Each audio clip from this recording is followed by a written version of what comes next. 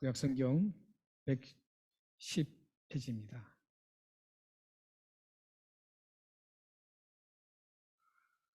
교독하시겠습니다. 너와 또 너와 함께한 이 백성의 필경 기력이 있어야하리니 이 일이 내게 너무 중요함이라. 내가 혼자 할 수 없으리라.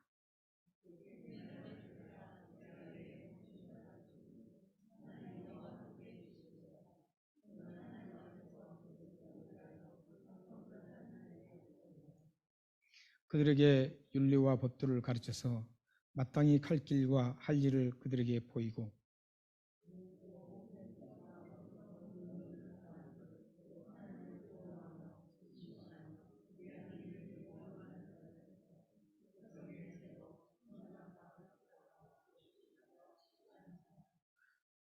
그들이 때를 따라 백성을 재판하게 하라. 큰 일은 모두 내게 가져갈 것이요 작은 일은 모두 그들이 스스로 재판할 것이니 그리하면 그들이 너와 함께 담당할 것인즉 이 일이 내게 쉬우리라. 내가 만약 이 일을 하고 하나님께서도 내게 허락하시면 내가 이 일을 감당하고 이 모든 백성도 자기 곳으로 평안히 가리라. 아멘.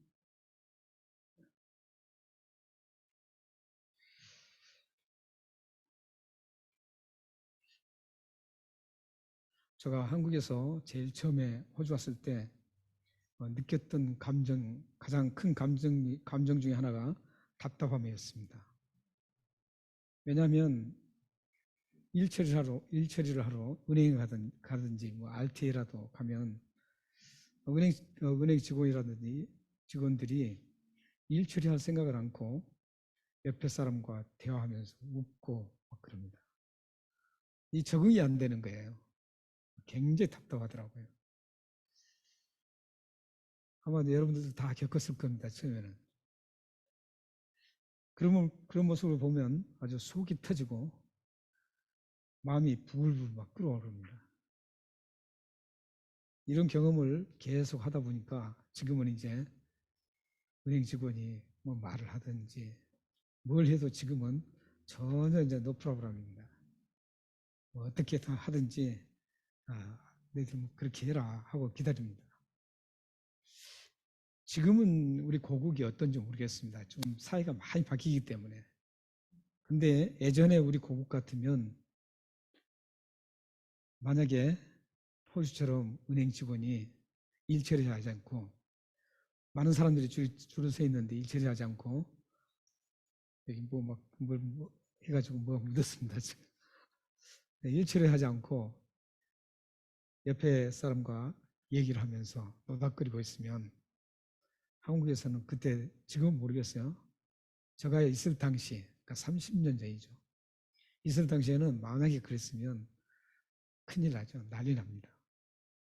아니 이렇게 손님들이 지금 줄을 서 있는데 뭐 하냐고 하면서 뭐 난리가 났겠죠. 오늘 그와는 조금 다른 상황인데 하여튼 비슷한 상황이 있습니다. 비슷한 상황이 오늘 본문에 나옵니다. 이스라엘 백성들이 아침부터 저녁까지 줄을 서서 있습니다. 모세는 이제 거기서 일 처리를 하느라고 혼자서 수많은 일들이 있으니까 거기서 일 처리를 해줍니다. 근데 한 사람이 하니까 얼마나 일이 처리가 안 되겠습니까? 그 일이 또 한 가지만 있는 게 아니라 복잡한 일도 많겠죠. 크고 작은 일, 복잡한 일들이 굉장히 많은데 그걸 정리해서 재판을 해서 깨끗하게 정리해 줘야 되는데 혼자서 하니까 몇 명이나 하겠습니까? 그렇기 때문에 백성들이 아침부터 저녁까지 성경 본문에 나온 말씀입니다. 저녁까지 쉬지 않고 그 지쳐서 기다린 것을 누가 보냐면은 모세의 장인 이드로가 봅니다.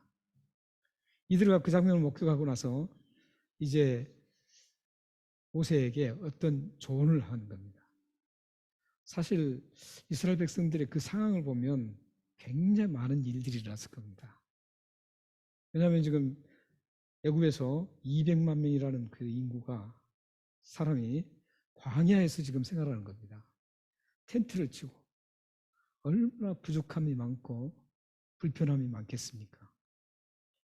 울타리도 없이 함께 공동체처럼 여기저기서 텐트를 치고 함께 어울려 있는데 얼마나 많은 수많은 일들이 일어나겠습니까?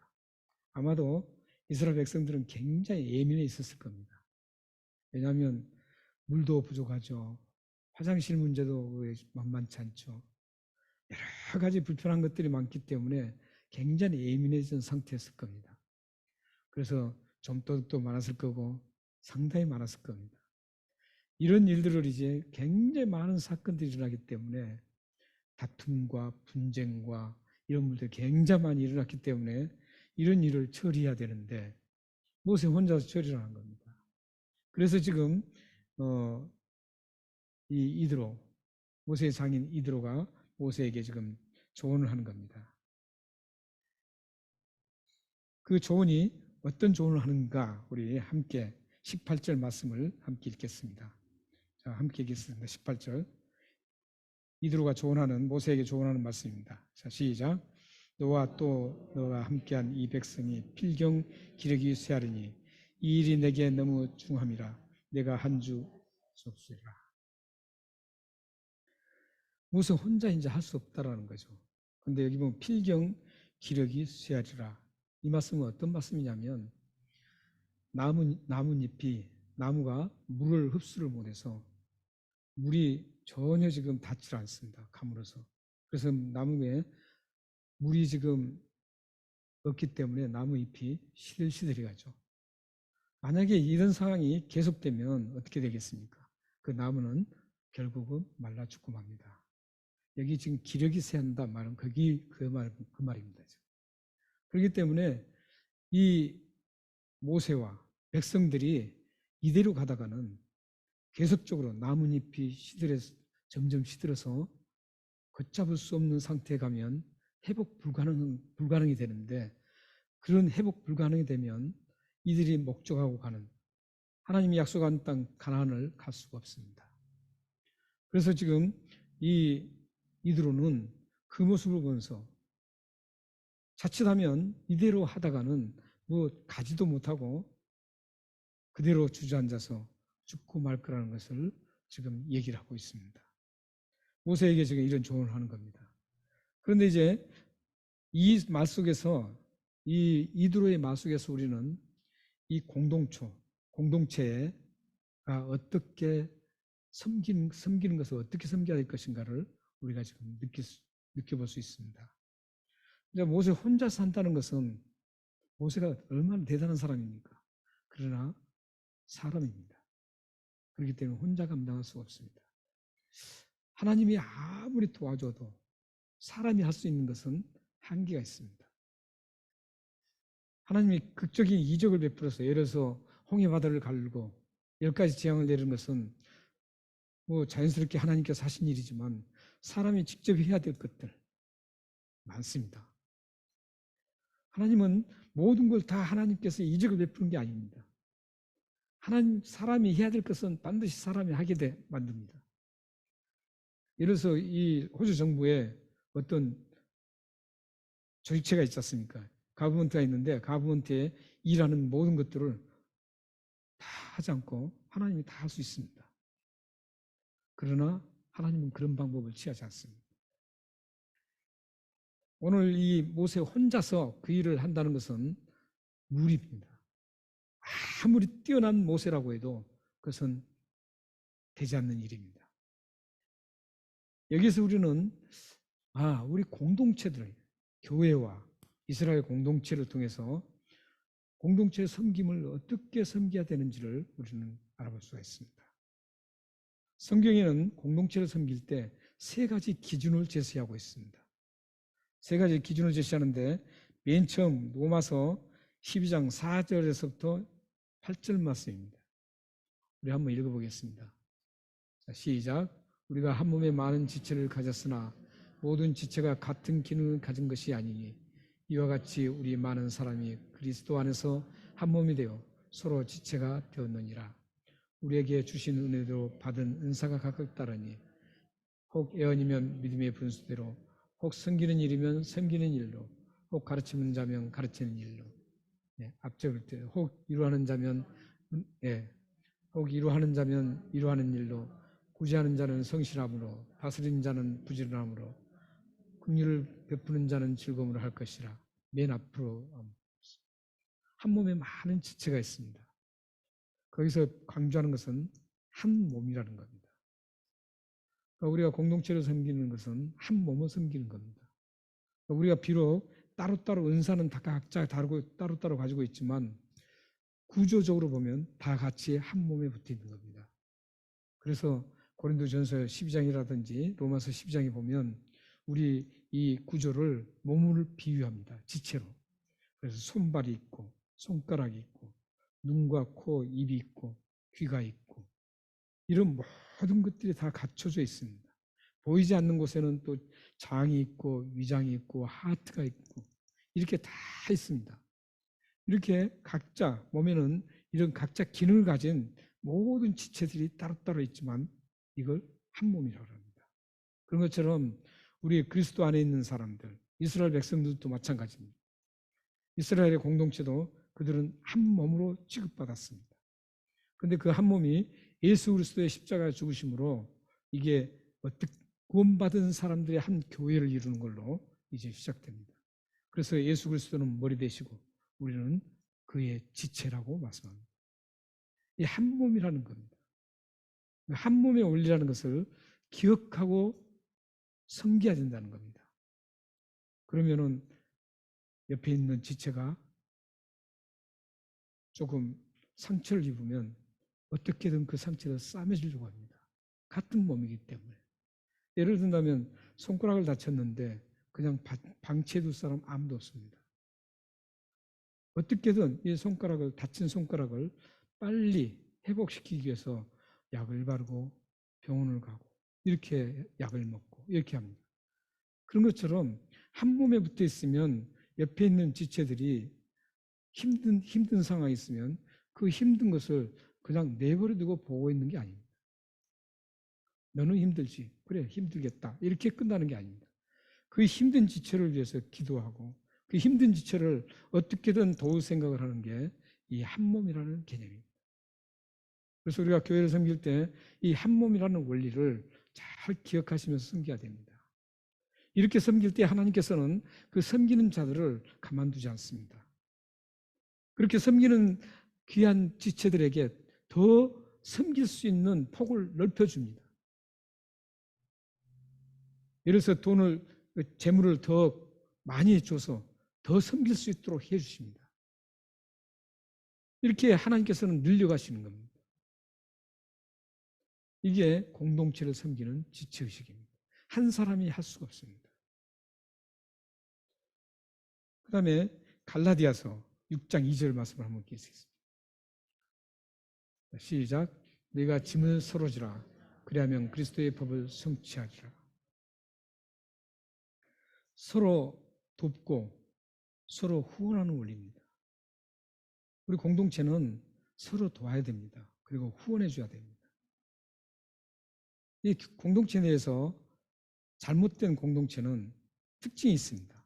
뭐냐면 다른 사람이 열심히 하면 후원해 줘야 되는데 끄집어 내립니다.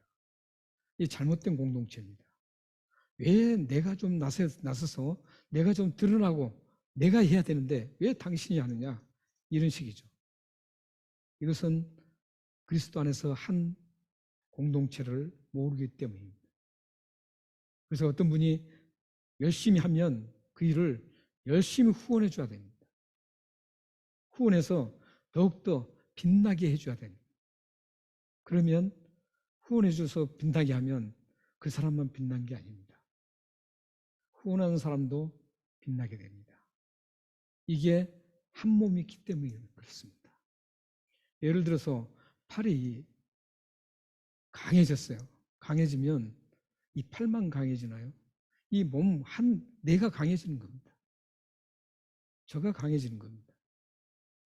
제가 한동안 골프를 쳤는데 골프를 치다가 여기가 인대가 나갔습니다. 나가가지고 못 쳤습니다. 이 어깨만 문제가 있는 게 아니라 저 자체가 골프를 못 쳤습니다. 몸 자체가 골프를 못 치는 거죠. 이 어깨만 못 치는 게 아니죠. 그런 것처럼 우리의 모든 공동체는 한 지체가 아프고 한 지체가 헐트하고 아프면 내가 안 아픈 것 같아도 실질적으로 그 공동체에 붙어 있다면 지체라면 아파야 하는 게 당연합니다. 한 지체가 아파서 몸부림치는데 기뻐하거나 박수 친다면 둘 중에 한 사람은 그 그리스도의 몸에 붙어 있지 않는 사람입니다. 그러니까 아름다운 공동체는 한 사람이 아프면 어떻게든 그 아픔을 회복시키기 위해서 함께 노력하는 겁니다. 함께 협력합니다. 이게 교회 공동체를 섬기는 원리입니다. 모세가 혼자서는 그걸 감당을 못합니다. 이런 섬김은 하나님께서 각 지체들에게 섬길 수 있도록 했습니다. 그 다음에 세 번째 원리는 에베소서 2장 21절 22절입니다. 이것도 한번 읽겠습니다. 시작. 그의 안에서 그물마다 서로 연결하여 주 안에서 성전이 되어가고 너희도 성전 안에서 하나님이 거하실 처소가 되기 위하여 그리스도 안에서 함께 지어져 가느니라. 함께 세워가는 겁니다. 건물, 우리 교회를 지체로도 비유하고 성경에는 건물로도 비유합니다. 이 건물을 세울 때 계속 하나하나 세워나가야 되는 거죠. 지금 우리가 예배당 사용하는 예배당이 굉장히 오래됐죠. 오래됐는데 얼마 전에 소천하신 빈센트 장로님이 이 예배당 짓는 히스토리를 저한테 얘기를 했습니다. 어떻게 지었냐면 이걸 어떤 공사는 사람들이 와서 지은 게 아니라 성도들이 다 같이 함께 벽돌을 쌓고 지붕을 올리고 나무 하나하나 다 날라서 이 건물을 지었다고 합니다. 이렇게 하나하나 처음부터 건물이 짱 하고 건물이 세워진 건 아니죠. 기초를 쌓고 또 기둥을 세우고 벽면을 세우고 창을 내고 이렇게 하나하나 과정을 통해서 이 건물이 지어진 것처럼 교회 공동체가 부족한 것들이 참 많습니다. 부족한 것들이 많은데 그 부족한 것을 블레임하고 또 그 부족한 것을 불평하기보다는 그 부족한 것을 어떻게 내가 메꿔서 그 세워나갈 것인가. 이게 공동체를 세우는 원리입니다. 섬기는 원리입니다. 많은 분들이 그래요. 저희 교회 성도님들은 그런 분들이 없습니다. 근데 목격한 그 교회들을 보면 교회에 잘못된 것만 자꾸 들춰내는 거예요. 들춰내서 그걸 어떻게 하면 그걸 허물어지게 만드는 거예요. 세우는 게 아니라. 네, 그래서 우리 교회를 섬기는, 공동체를 섬기는 원리는 이렇게 혼자 세울 수 없습니다. 함께, 다 같이 함께 세우는 원리입니다. 만약에 이렇게 여러분들이 잘 세우면 하나님은 반드시 보상해 주십니다. 반드시 살아계신 하나님은 그 모든 것들을 정확하게 보시고 알고 계시기 때문에 하나님은 그에 대한 보상을 반드시 해주신다라고 성경에 약속하고 있습니다. 여러분들이 이 원리를 무시하고 살아가시면 안 됩니다.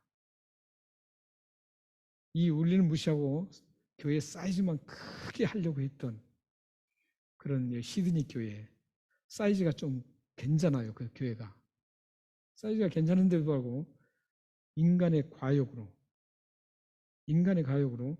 더 크게 막 그 교회는 끌어모으려고 다른 교인들까지 두수시고 해서 막 끌어모으려고 하는 그런 사이즈가 괜찮은 교회가 있는데 여전히 지금도 목회를 합니다. 그렇게 과욕을 부리다가 혼자서 그걸 막 하려다가 그분이 아파서 쓰러져서 고생하는 분이 4분이나 있습니다. 제가 아는 분. 제가 만나면 그랬습니다. 과욕하지 말라고. 하나님 주신 대로 정말 하나님 앞에 순수하게 목회를 해야지. 그렇게 욕심부려서 어떻게든 크게 해서 자기가 내가 이렇다 이런 걸 드러내려고 하지 말라고 그래요. 그분이 네 분이나 됩니다. 제가 아는 분만. 더 있을 수도 있죠. 이렇게 공동체를 섬기는 원리를 이제 이드로가 사이 모세에게 제공을 해줘. 혼자서는 안 된다.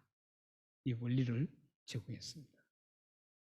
원리를 제공한 다음에 이제 구체적인 방법을 제시합니다. 어떻게 해야 되는지. 혼자 하지 말고 이제 혼자 하다가는 기력이 쇠해서 시들어서 이제 다음에는 일어설 수도 없고 어떤 일도 할 수 없이 그 자리에 주저앉을 수 있기 때문에 그렇게 하지 말고 이제 구체적인 방법을 또 제시합니다. 그 구체적인 방법을 제시하는 것이 19절에서 20절 말씀에 나옵니다. 19절, 20절 한번 보십시오. 19절, 20절 보시면 이제 내 말을 들으라 그럽니다. 내가 내게 방침을 가르치리니 그러죠. 방법을 가르치는 겁니다. 하나님이 너와 함께 계실 줄로다. 축복의 말을 합니다. 이 말을 한 것은 왜 그러냐면은 내 말을 간절히 하나님께서 이 모세를 감동시켜서 듣게 해달라는 그런 간절함이 담겨 있습니다. 하나님이 너와 함께 하실지로다. 너는 하나님 앞에서 백성을 위하여 사건들을 하나님께 가져오고. 예를 들어서 어떤 사건이 있습니다. 난처하고 곤란한 그런 사건들이 있으면 먼저 하나님 앞에 모세 보고 가져가라는 거예요. 한마디로 하나님의 절대 주권을 인정하라는 겁니다. 이 모든 만물을 창조하신 분, 모든 것을 다 절대 주권으로 운행하시는 분, 이 하나님 앞에 그 모든 문제를 내어놓고 맡기라 이런 의미입니다. 이게 우선 원칙이라는 겁니다. 여러분들도 어떤 일이 있을 때 가장 제일 원칙이 뭐냐면 곤란하고 문제가 있어서 몸부림치며 아파하고 힘들어 쓰러지려고 할 때 가장 맨 처음 해야 될 일이 뭐냐면 하나님 앞에 그 문제를 갖다 내놓는 겁니다. 인간적인 방법으로 누구를 찾아갈까, 어떻게 할까 하지 말고요. 첫 번째로 해야 될 것은 하나님 앞에 이 문제를 다 하시는 하나님, 해결할 것도 다 하시는 하나님, 해결책을 가지고 계신 하나님, 그 하나님 앞에 이 문제를 적나라하게 다 내놓고 하나님 도와주십시오. 이렇게 해야 된다는 겁니다.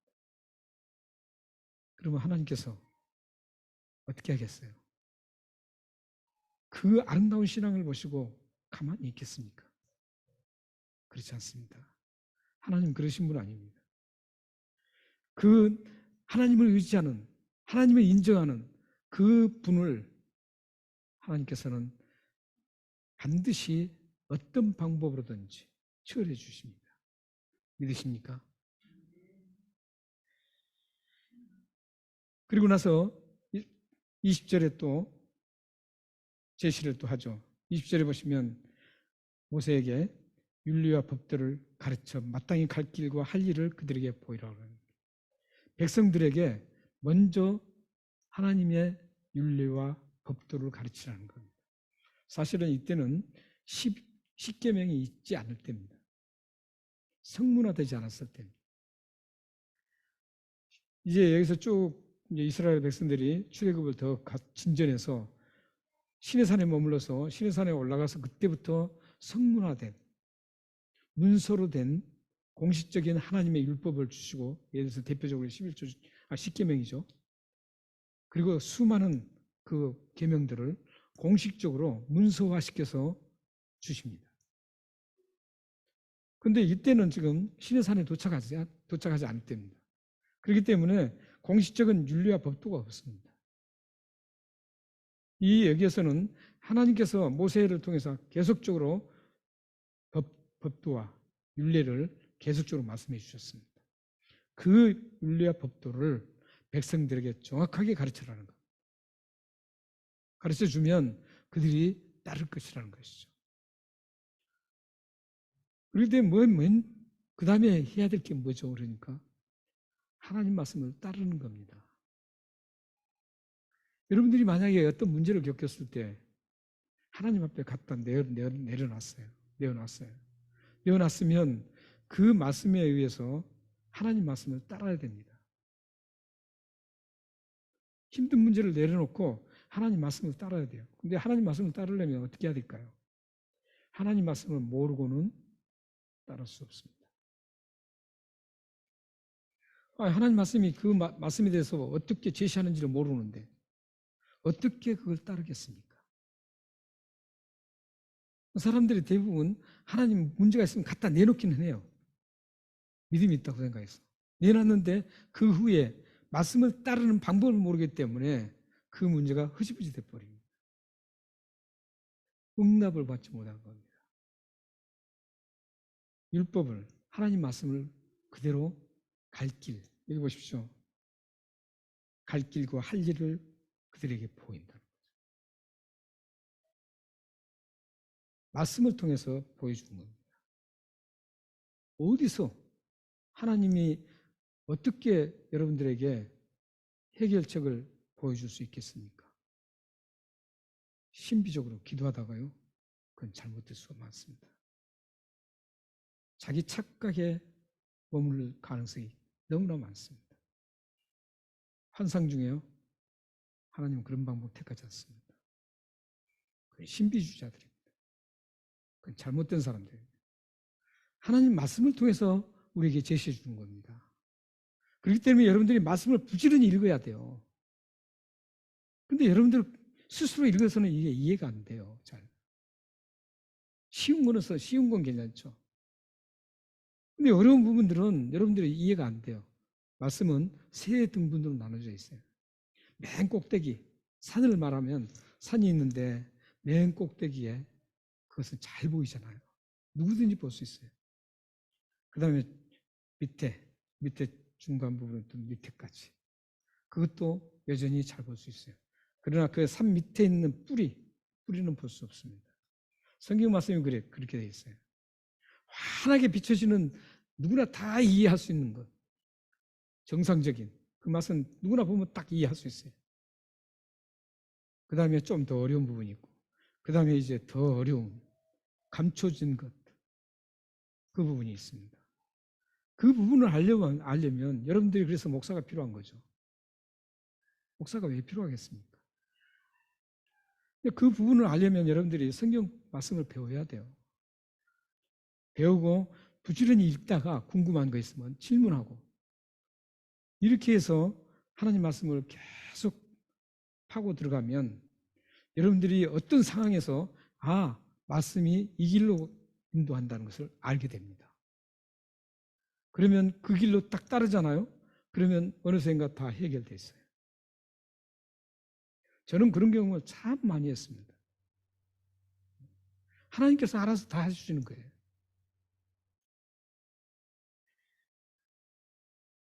그 다음에 이제 또 두 번째 방법이 있습니다. 이제 구체적인 두 번째 효율적인 방법을 이제 또 제시해 줍니다. 그 제시한 방법이 21절에서 22절입니다. 첫 번째 방법은 19절에서 20절에 있었고요. 하나님을 인정하고 하나님 앞에 내어놓고, 그 다음에 내어놓기만 하지 말고 그 다음에 하나님 말씀을 따라야 된다는 거죠. 그 길로 가야 된다는 거죠.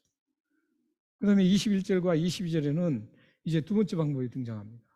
구체적인 두 번째 방법을 제시하고 있습니다. 그 제시하는 방법이 천부장과 백부장과 50부장과 10부장을 세우라는 겁니다. 모세 혼자서 다 하지 말고 50명을 재판하고 50명을 다스릴 수 있는 10명, 이제 10명부터 출발하죠.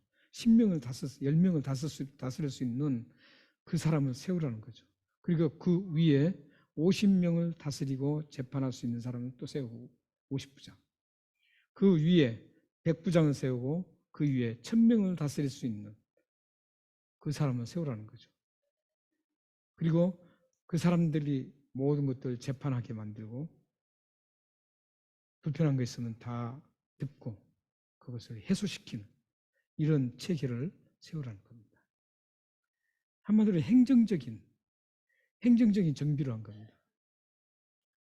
그전에는 모세 혼자서 하려고 그러니까 죽을 마셨죠. 백성도 죽을 마시고 기다리는 백성도 쇠잔해지고 모세도 기력이 쇠잔해지고 그런데 이제 이 이드로에 의해서 1000부장, 100부장, 50부장, 10부장을 세우라고 이렇게 딱 합니다.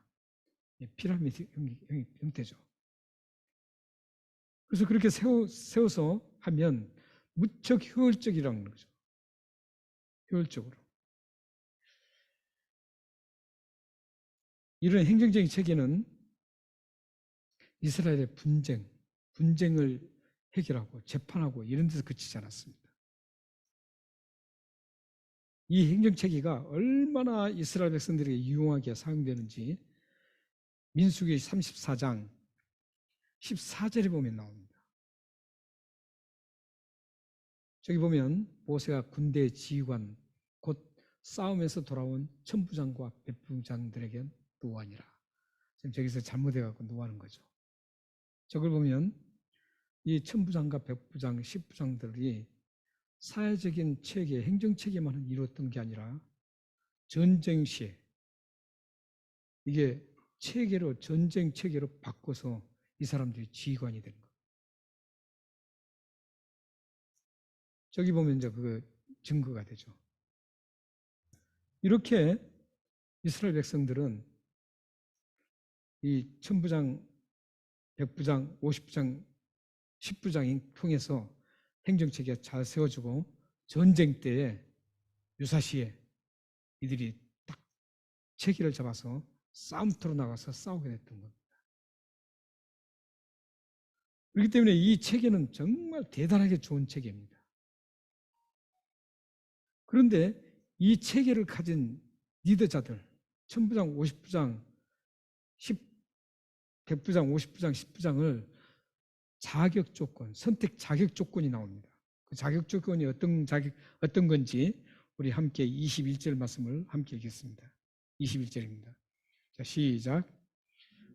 는 또 온 백성 가운데서 능력 있는 사람들, 곧 하나님을 두려워하며 진실하여 불의한 일을 멀리하는 자를 살펴서 백성 위에서 세워 천부장과 백부장과 50부장과 10부장을 삼아. 선택 조건이 뭡니까? 자격 조건이 능력 있는 사람, 능력 있는 자. 근데 여기서 능력 있는 자는 어떤 사람들을 말합니까? 뭐 뛰어난 지식을 가진 사람이라든지 뛰어난 어떤 부자라든지 이런 능력 있는 자가 아닙니다. 여기 보면 뒤에 지금 설명을 해놓고 있습니다. 능력 있는 자가 어떤 사람인지. 먼저 하나님을 두려워하는 사람이 능력 있는 사람이라. 하나님을 두려워할 줄 아는 사람.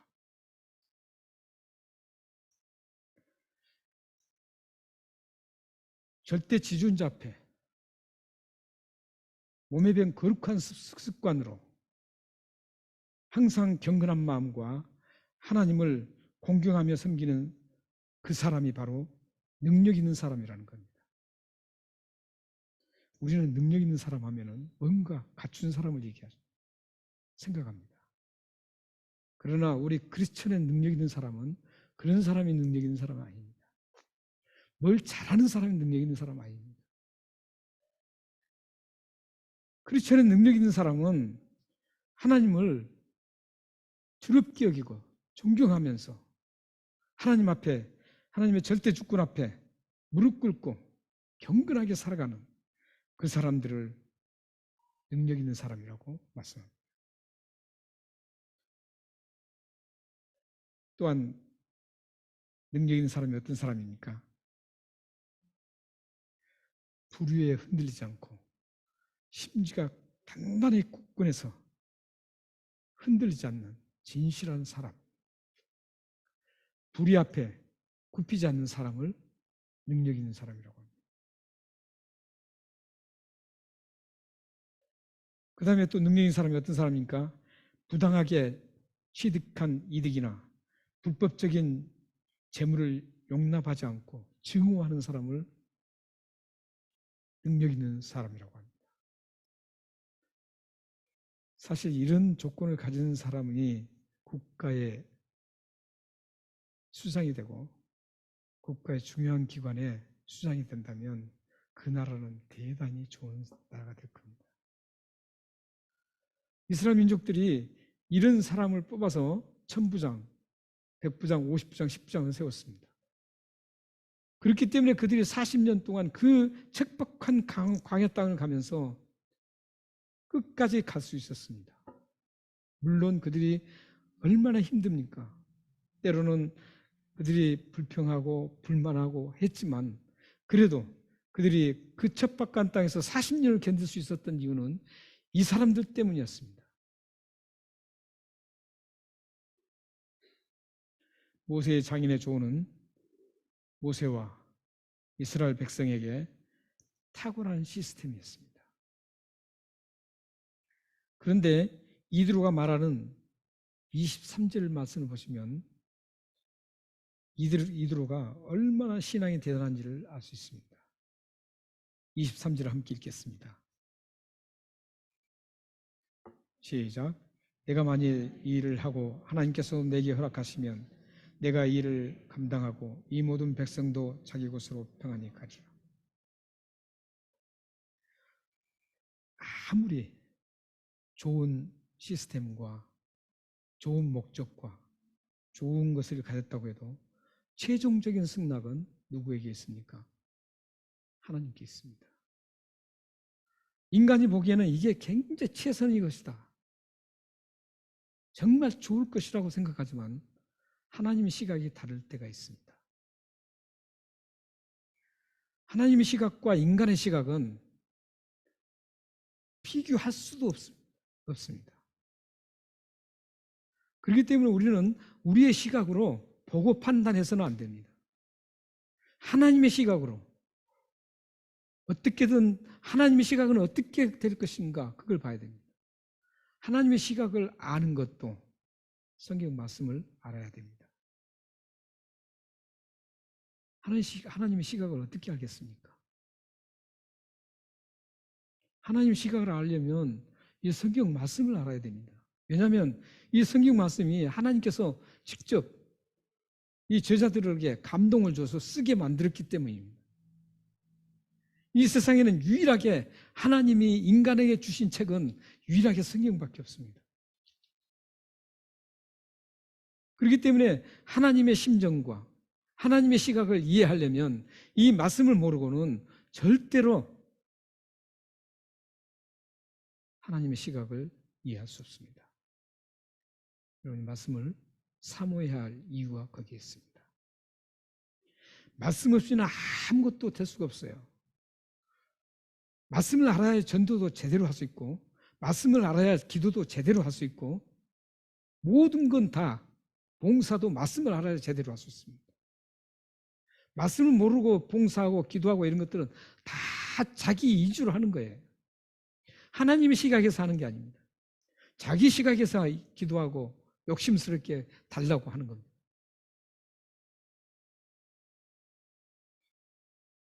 모세의 장인 이드로는 이방인이었습니다.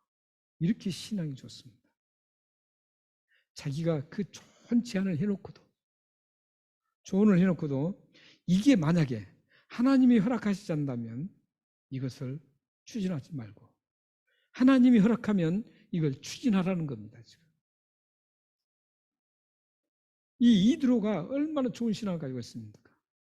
다음에 이드로의 후예들이 누구냐면 성경에 나오는 레갑 족속이라고 합니다. 레갑, 성경에 많이 등장하지 않습니다. 그런데 성경의 레갑 족속은 이방인인데도 불구하고 선민 이스라엘보다도 하나님께서 더 사랑을 합니다.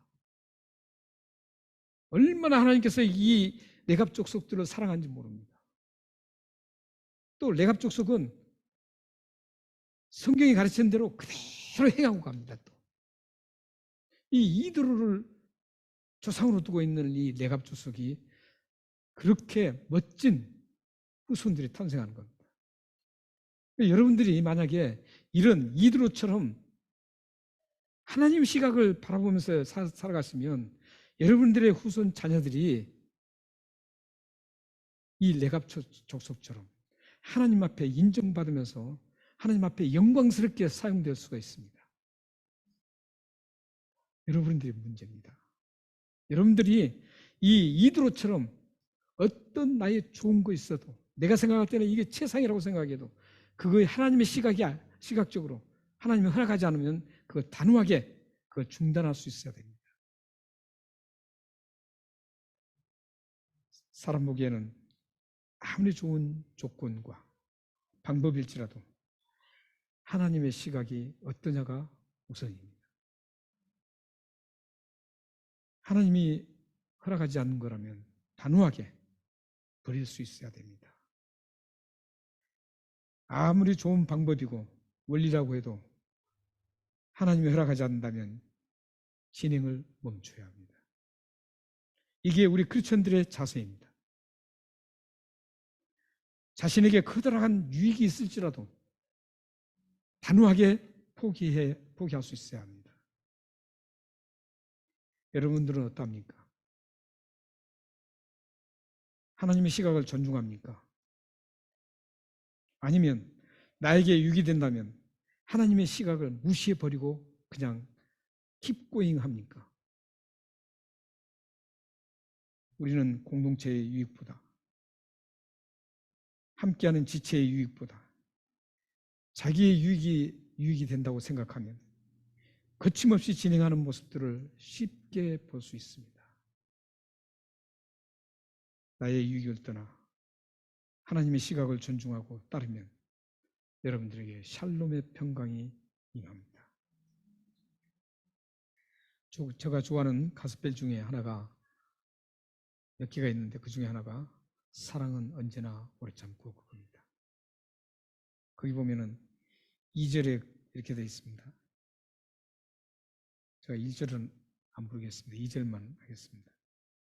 사랑은 무례히 행치 않고 자기의 유익을 굳지 않고 사랑은 성내지 아니하며 진리와 함께 기뻐하네. 사랑은 자기의 유익을 굳지 않는다고 합니다.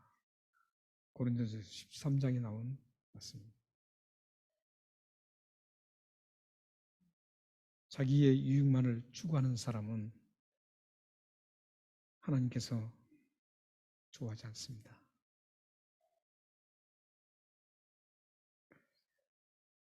모세는 하나님이 허락하신 장인 이드로의 조언을 수용하여 200만 명의 그 이스라엘 공동체를 척박한 땅에서 40년 동안 효율적으로 이끌었습니다.